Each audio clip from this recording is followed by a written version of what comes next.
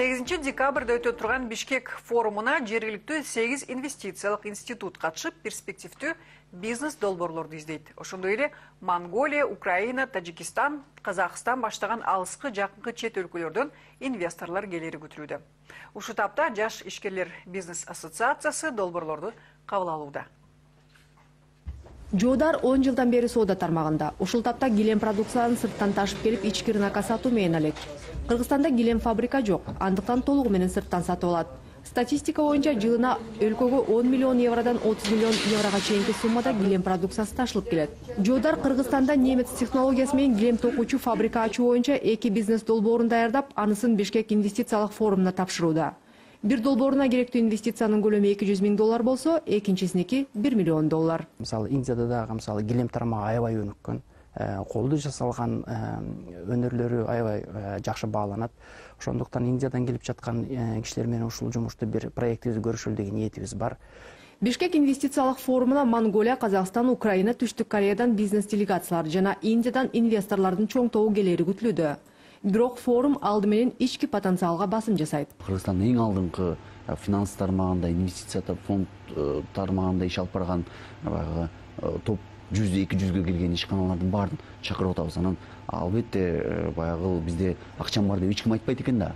Анан баягы мүмкүн болушунча Кыргызстанда колунда каражаты бар деген потенциалдуу ишкерлердин баарына чакыруу жиберип атабыз. Ушул форумга келип катышып, презентацияларды көрүп, долбоорлорду келип өзүңөр баалап кеткиле деп.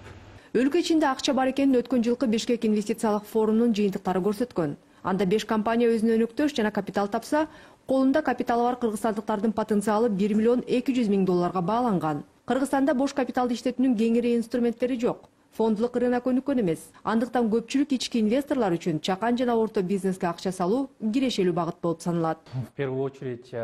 Биз инвестфонд катары жакшы, сапаттуу бизнес долбоорлорду күтүп жатабыз. Биз үчүн айрыкча телекоммуникация, финансы, билим берүү, медицина жана тейлөө тармагындагы долбоорлор кызыктуу. Бирок азырынча Кыргызстанда ишкер менен инвестордун биргелешип иштөө тажрыйбасы жок. Бир жагынан инвестор тобокелчиликтерди ишкер менен кошо бөлүшкүсү келбейт.